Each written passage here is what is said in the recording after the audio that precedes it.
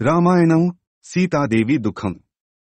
లక్ష్మణుడు రథంపై వనాలలోకి తీసుకువెళుతూ ఉంటే ఆ పరిసర ప్రాంతాల్లో తిరుగాడుతున్న వన్యప్రాణులను, పక్షులను చూసి సీతాదేవి సంతోషంతో పొంగిపోతూ ఉంటుంది.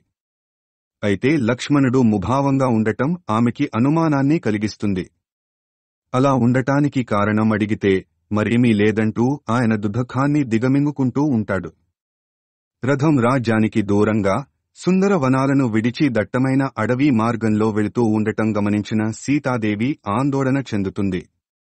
కారడవులలోకి తాము వెళుతున్న విషయాన్ని లక్ష్మణుడికి సీత గుర్తుచేస్తుంది.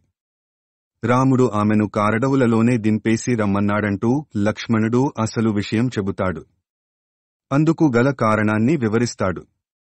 జరిగింది తెలుసుకున్న సీతాదేవి శోకంలో మునిగిపోతుంది. రాముడు తనకి అసలు విషయం చెప్పకుండా పంపించడమే తనకి బాధను కలిగిస్తోందని, ఆయన తన ఉద్దేశాన్ని తనతో చెప్పేసి ఉంటే ఆయన ఎలా చేయమంటే అలా చేసేదానని అంటుంది. రఘువంశ కీర్తి ప్రతిష్టలు కాపాడవలసిన బాధ్యత తనకి కూడా ఉందని, రాముడి నిర్ణయాన్ని తాను ఎలాంటి పరిస్థితుల్లోనూ కాదనే దానిని కానని అంటుంది. గర్భవతి అయిన ఇల్లాలిని అడవులలో ఒంటరిగా వదిలేయడం న్యాయమా అని అడుగుతుంది. ఇంతకన్నా తనని అగ్నిలో దూకమని అంటే బాగుండేదని వాపోతుంది.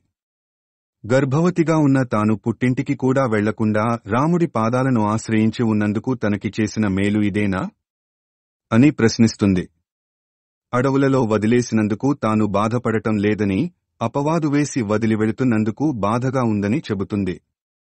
రాముడిని విడిచి తాను బ్రతుకలేనని, తన ఆయువు తీరడం వల్లనే ఆయన ఈ నిర్ణయం తీసుకుని ఉంటాడని సీతాదేవి అంటుంది. దాంతో ఆమె ఎలాంటి తొందరపాటు నిర్ణయం తీసుకుంటుందోనని లక్ష్మణుడు ఆందోళన చెందుతాడు. ఆమె తొందరపాటుతో ఏ నిర్ణయం తీసుకున్నా రాముడు పరువు ప్రతిష్టలు దెబ్బతింటాయని అంటాడు.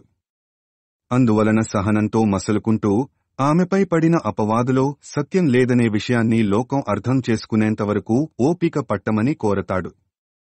ఆమె దగ్గర సెలవు తీసుకుని వెనుదిరుగుతాడు.